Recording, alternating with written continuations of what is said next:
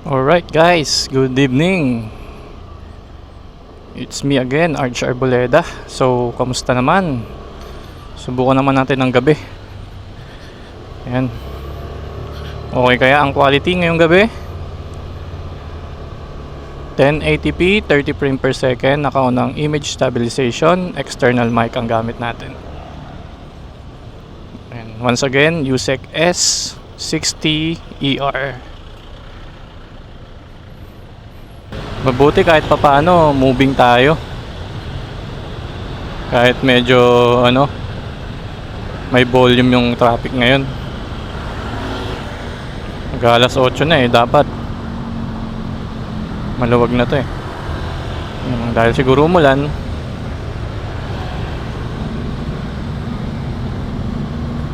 Kaya ganito.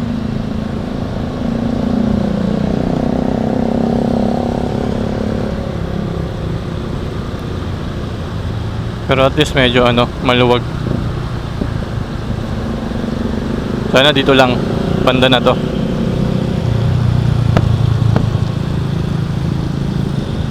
Kakagulat naman yung putok na yun.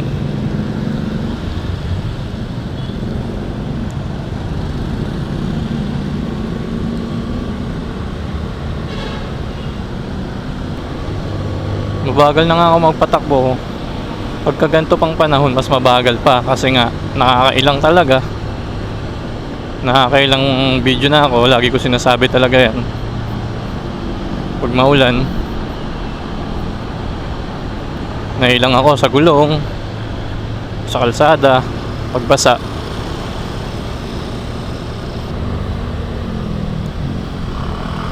Gigit na sana ako kaso wag na. Okay naman yung takbo Stable naman Tignan mo. Nakarating lang ako dito. Hindi ko namamalayan.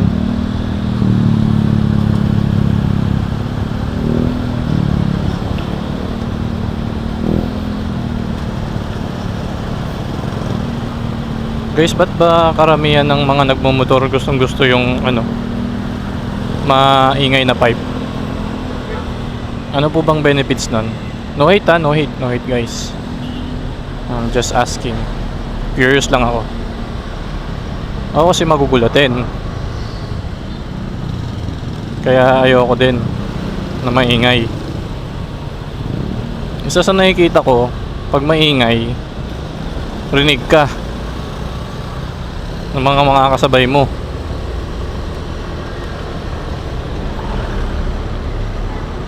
Kasi nga maingay, malakas. What else guys? Paki-comment naman.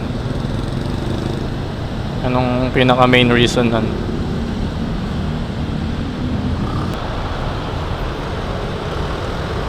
Si kuya gusto sumingit kaso nailang siya dito.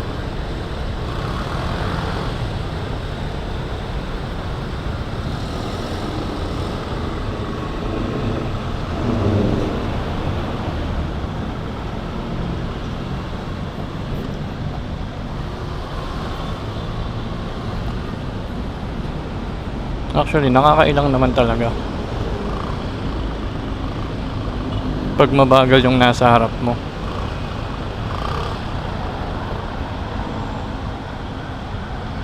Yung mabagal ka na magpatakbo tapos may mas mabagal pa sa'yo. Yun lang naman.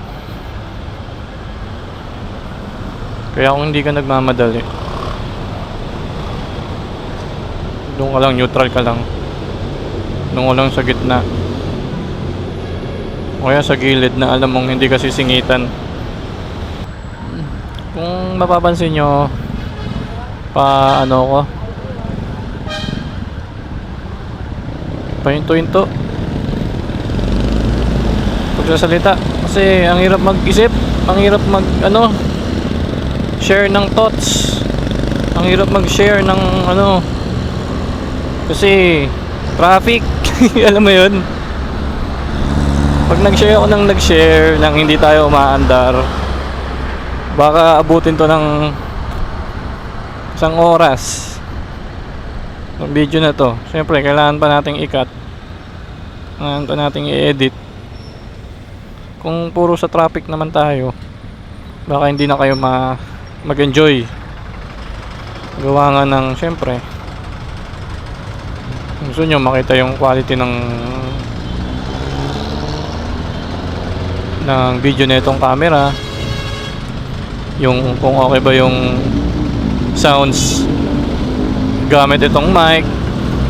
Kasi guys, budget meal lang tayo, budget meal lang to, pero sulit na sa quality guys, lalo na sa mga nagsisimula. Kung kayo ay nagsisimula, this is the best option to consider guys. Kasi nga abot kaya, tapos mabibigay na yung yung performance ng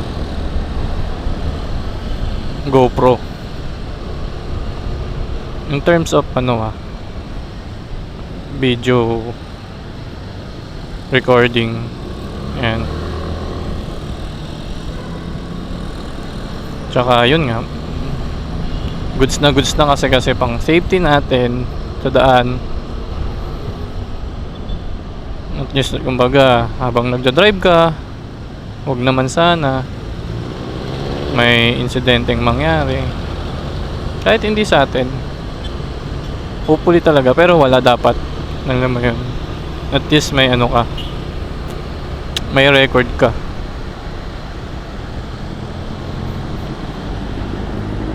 Diba? Hindi natin lalahatin paano kung bigla tayong sila Blue Ranger, Power Ranger, diba? Machempo tayo kahit wala tayong violation, yung mga ganun. Pang dagdag lang ba? Dagdag ng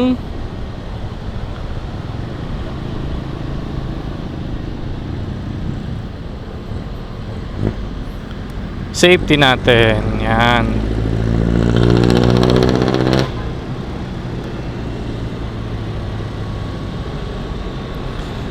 Okay, dito na tayo sa circle.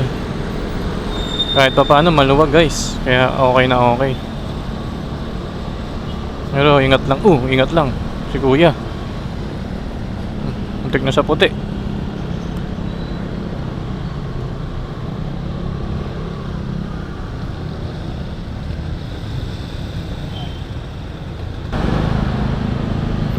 Kumpara natin yung quality nito sa umaga at sa gabi. Itong mic natin, tsaka yung video quality. Kaninang umaga, yung resolution natin 1080p 60 frame per second with image stabilization. Tsaka naka-on din yung wind noise cancellation. Yan. Ngayon naman, gamit naman natin 1080p 30 frame per second lang. Tapos same na, maliban lang sa sa 60 frame sa umaga, 30 frame sa gabi. Kasi nakita ko kasi dito nung ninanavigate ko siya noon,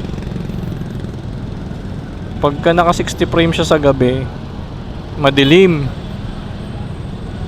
yung quality. At least ngayon, pagkagamit mo is 30 frame, yun, normal, maliwanag. So yun lang, sa gabi mag 30 frame per second ka lang, pag sa umaga 60 frame. Ayan.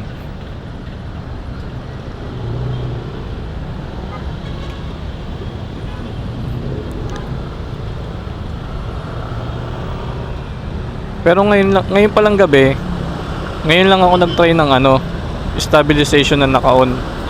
Kasi yung mga unang biyahe ko pag gabi 1080p 30 frame per second, tapos off ko yung stabilization, on ko yung yung distortion. Distortion kasi, nakalimutan ko yung kaduktong. Distortion. Basta ganun. Parang image distortion. So, hindi mo kasi pwede siyang pagsabayin.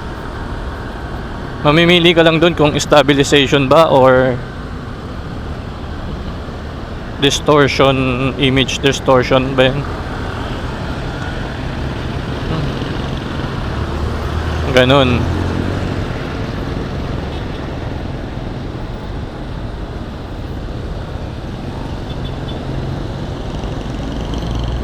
Kaya ngayon, sinubukan ko yung 1080p 30 frame per second o ng stabilization. Tingnan natin kung anong difference nila. Pwede rin gawa tayong comparison. Pero sa susunod na. Hindi talaga ako mahilig mag guys mag rides. Nagagamit ko lang tong motor ko pagka pumapasok ako sa trabaho.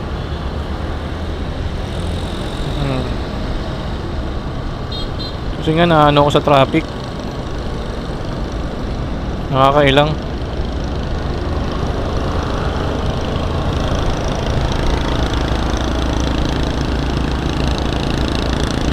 Hindi ako mauna kasi yung natin sa harap mabagal. Itong motor sa harap.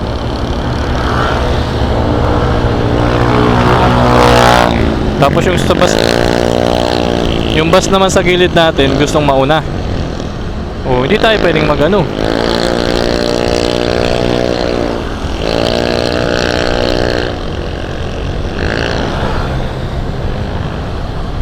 Yun yung gagayahin yun Kasi delikado. Maulan pa naman. Hindi pa kasi ako maalam sa sa magkaiba ba dapat ang gulong pag maulan, pagka pagka hindi, or lahat ba ng gulong pang wet and dry na hindi ka dapat nangangamba na maulan, madulas. Yun lang, yun yung gusto kong may nakakaalam ba? Pa-share naman wala kasi yung makita sa video ang ano bang type ng gulong ginagamit pagka wet or dry.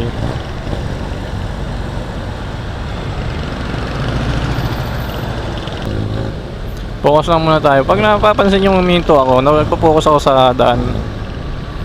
Hindi pa naman tayo veterano Saka mahirap. Kahit anong veterano mo, mahirap kampante kalsada. Mas okay na yung alerto. Na-experience na kasi nating masemplang bago pa lang itong motor. Na-experience na natin mabangga sa likod kahit mabagal na yung takbo mo. Mabangga ka pa din kasi may pumreno sa harap mo naman. Yun naman yun. Pero kahit na, dapat hindi kanya kasi umuulan din yun Tapos bagal mo na, ba't nabangga ka pa din? Ba't bumangga pa rin siya? Diba? Ibig sabihin yun, possible yun, hindi siya nakatingin. Baka tumingin siya sa side mirror niya. Kasi pagtingin ko nagulat ako akala ko kung ano yung tumunog sa likod ko kasi napausog ako. Yung pala may nakadapa na dun sa harapan ko.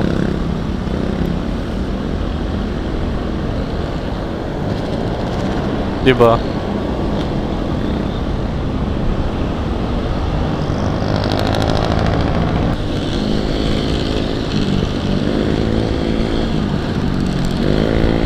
Okay.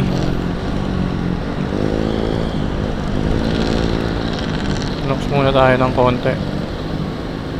Tamang chill lang tayo. Ayan, pwede na. Wala. Ayos. Pero dahan-dahan pa din. Walanganin to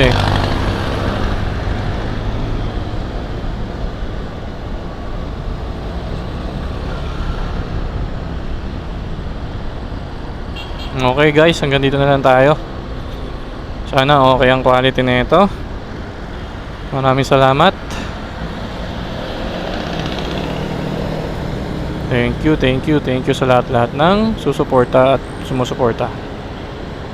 God bless. Ride safe. Bye.